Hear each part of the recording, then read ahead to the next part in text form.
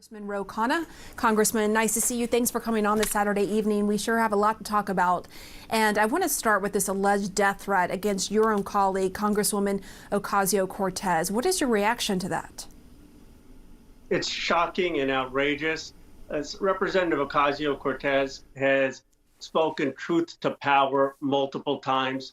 She has put herself out there taking fights with very powerful interests and been visible. And I think we should appreciate her courage and make it very clear that violence has absolutely no place in our democracy, that we should recognize diverse perspectives, and this person should be held to account to the full extent of the law.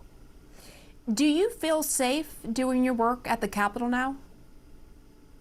I do feel safe, but I have concern for some of the very high-profile colleagues, people who are much more susceptible to death threats. We have to figure out in this country, regardless of political party, how we lower the temperature so that we do not have the kind of threats that are being made on members of Congress. Are you talking about maybe boosting security for certain members of Congress? I think that has to be on the table. I mean, I think there are certain members of Congress who have received more threats, and they should be held and given more security. But I think more broadly, we all have an obligation in both parties to make it very clear that crossing the line and inciting violence is completely unacceptable. There were Republicans, as you know, such as Vice President Pence, who faced death threats. So this is not just an issue for Democratic lawmakers. It's an issue more broadly for our country. Should your colleagues, just to switch gears here, should your colleagues on the Senate side remove the filibuster to make it easier to pass legislation? Where do you stand on that? Yes, absolutely. It's important to understand the history. The filibuster wasn't part of the Constitution. This was not the brainchild of Madison or Jefferson. It was the brainchild of Calhoun. And he had the filibuster because he wanted to protect the interests of slave states. So the filibuster is a relic of the Jim Crow era. It has no moral legitimacy. It should have been removed years ago, and it certainly should be removed now. Let me ask you about this idea of working with Republicans, because the Biden administration keeps stressing the first aim on major legislation is to get Republicans on board. But many progressives are skeptical of that approach. Why is that? Why would that not be a good thing to get Republicans on board and to reach across the aisle?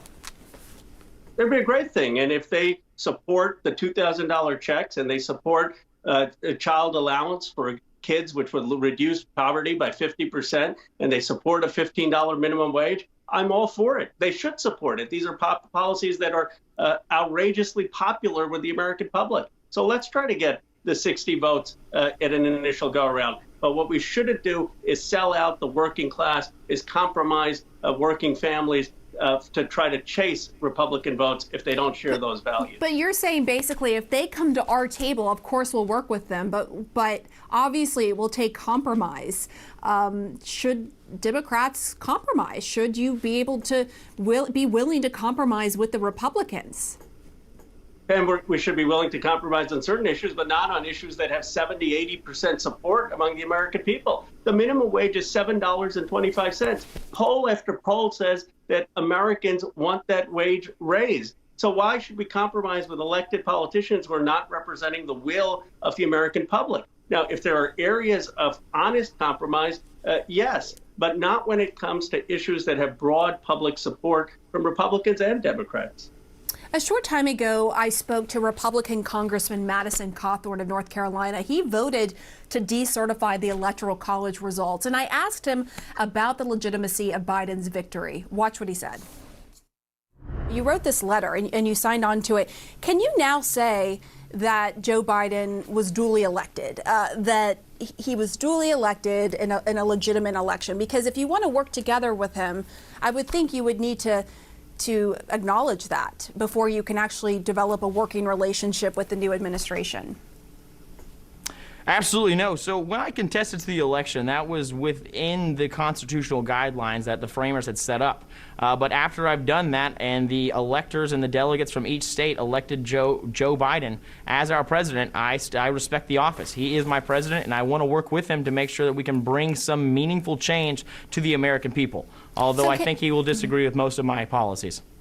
And that's okay. Disagreement of policies is normal. But can you now say that the election was not stolen, that it wasn't a fraudulent election? Yes, I think I would say that the election was not fraudulent. The Constitution allowed for us to be able to push back as much as we could, and I did that to the amount of the constitutional limits that I had at my disposal. So now I would say that Joseph R. Biden is our president. And you have no regrets? No, I do not have any regrets. So if he has come around and accepted the reality of Biden's win, does that give you hope that more Republicans could be swayed to work with your party? It does. I mean, I'm glad he did that. It's too late, and it was unconscionable for him to cast a vote trying to decertify the election. But at least he now recognizes what is obvious, the truth, that President Biden and Vice President Harris were elected by this country. And I would work with people like him to advance a $15 minimum wage, to advance infrastructure, to help people get $2,000 checks. So how else would you convince the Republicans to play ball if they're not willing to fully come to the table with you?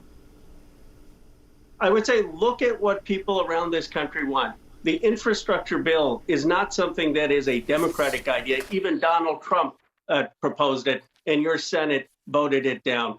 $2,000 checks, that is something actually Donald Trump supported, and your Senate voted it down. Ending wars overseas, your party has stood in the way of that, even when Donald Trump proposed it. So look at policies that this country wants. They want help for working families. They want an end to overseas wars. They want action on climate change. These are not partisan issues. The question is, are you going to just obstruct Joe Biden because you want to win an election in 2022, or are you going to actually work to advance this country and help this country? If you want to do the latter, you're going to find partners on the Democratic side. All right, Congressman Khanna, thank you so much for coming on, and we hope to have you back. Thank you. Thank you, Pam.